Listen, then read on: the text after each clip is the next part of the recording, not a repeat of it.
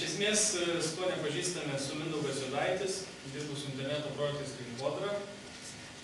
Galiu trumpai pasakoti, ką mes veikiam, kad gal suprasit, ką mes iš to galėjom gauti ir gavom.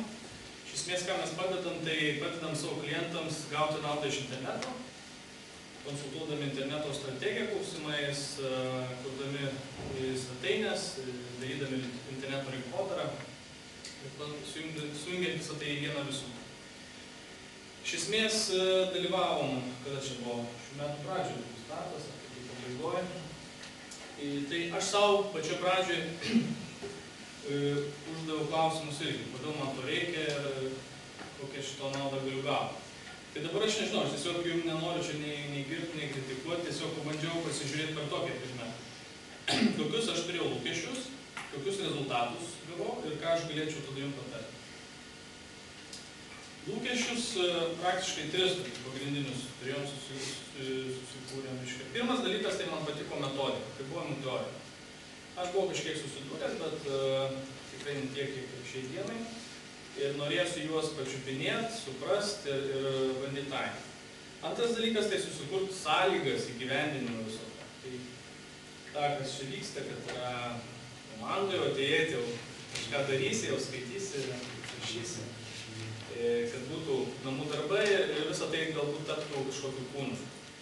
Ir trečias dalykas pagrindinis irgi buvo, kad norėsiu kažko šalia, kas taikant galėtų patart, pakonsultuoti ir žinotum, kad tą kelią gerą pasakyti. Iš esmės, aš šitoj srityje turbūt beveik 12 metų, ką aš veikiu, vadovavimą darbą dirbau panašiai, ko gero, 10 metų. Tai nuolatos kažką darai, tobulėjai, aišku, pinigų daug perskaityti, seminarų daug dalyvauti, bet perskaitai, kažką supranti, taikai, nežinai, pavyko, nepavyko, kažkur sutingi, taip ir baigės. Tai, kai yra žmogus šalia, tą kartą pakoreguodamas gali žymiai turunai. Na, iš esmės rezultatus aš tiesiog pasirašiau, kokie man atrodo tokie apčiuopiamesni. Tai pirmas dalykas, mes vis tik pasidarėm aiškiai įmonės sielą. Tai yra tikslai, vizija, misija, vertybės. Ir jeigu anksčiau kažkaip atrodydavo, kad daro ten tik visokiom nitelė į teo ir prisirašo tokių globalinių sentencijų, tai aš manau, kad vis tik tą turi kiekviena organizacija turėtų. Ir mes turime, mes ant sienos pasikabinę, mes kiekvienam fuksui išduodas, ir poterius išmoksti. Aš manau, tada lengviau susikalbėti vieną kryptimį judėti. Antras dalykas – mafijos pasiūlymai. Čia neminėjau to terminos, galbūt baisiai kam skamba, bet iš esmės yra... Kauneš kažkaip susisakiau. Čia kaip tik visi supranta. Iš esmės tai yra, vėlgi, vertės išryškinimas ir klientų suteikimas to, ko jam iš tikrųjų reikia, atmetant rizikas ir praktiškai padarant pardavimą pakankamai sklandų, aišku, pačiam malonų, žinai. Visiems iš to yra tik gerai. Pakankamai nemažai startavom naujų projektų per tą laiką, po to laiką. Tai aš manau vėlgi vien dėl to, kad kažkur kažką kitaip pradėjom daryti, kažką kitaip permastėm, galbūt atsilaisvinom nuo laiko, įrodė, kaip mūsų valgytis. Šiai dienai daugiau tiesiog vėlgi tenka tada dirbti su verslu, o ne versle.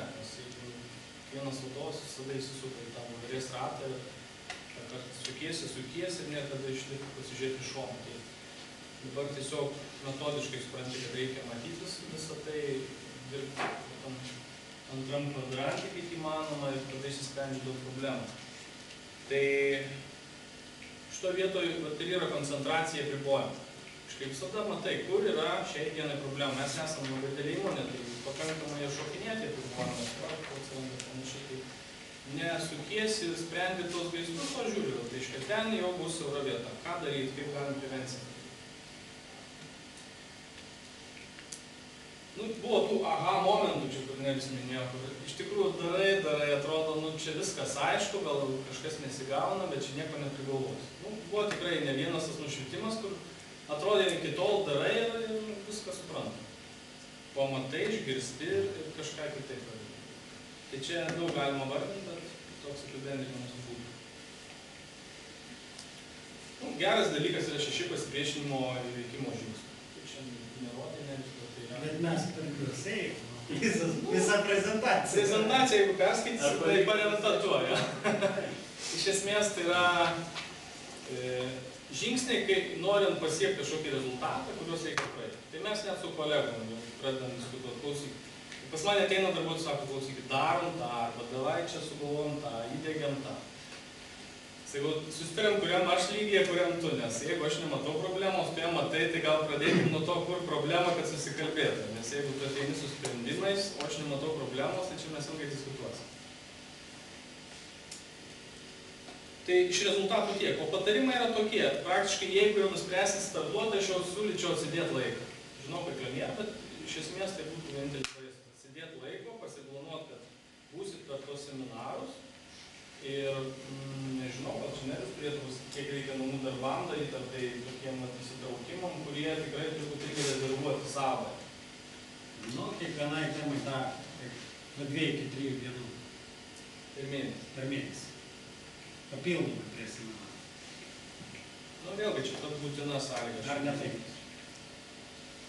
Nu, tiesiog kuo daugiau, tiksliau, kuo daugiau pakankamai skirsi, tuo tas rezultatas bus geresnis. Tai įsitraukti ir daryti, nes praktiškai bus namų darbai, bus ta metodika, labai, kas yra gerai, kad tu grįžti ir tu matai, pamačiau, kad tu savo vaizdą, reikia tos punktus praeiti.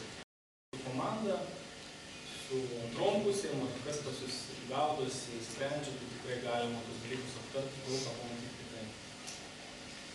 Aktyviai domėtis, tai kas yra gerai, vis tik, nes man to patinka, kad jis yra betarpiškas, draugiškas ir aš manau, jeigu dar komanda priims, tai visada bus būtent tie žmonės šalia, kad paklausti, išsiaiškinti. Verslo akademija, aš manau, ten komentarų pagalba, diskusijų pagalba bus galima daug įsiriškinti. Jeigu vienas su kitu keisitės kažkokiais klausimais, patarimais, tai bus naudinga. Patarimas dar. Aš siūlyčiau šitą kursą žiūrėti kaip į rimtos, aš manau, ir brangios turbūt kompanijos atsiradimą pas jūs kompaniją, tik per jūs kaip atstovą. Kai gausit žinias, gausit viską, bet jūs patys, aišku, turite taikyti. Tai čia vėl yra pliusas. Ir vėlgi, jeigu tai laikyti kaip investiciją tos pinigus, tai siūlyčiau pasimatuoti grąžą. Prasme, yra pinigai, kuriuos išleidžia, aišku, laikas, bet iš esmės matuokit ir žiūrėkit, kažką padarėt, ar galit kažkur pliusą uždėti. Tai sprendžiau, gal kažkokį naują užsakymą, kurio greičiausiai būčiau negavęs, gal kažkokių ankstesnių prielaidų. Gal kažką apyvartą pasidirbau,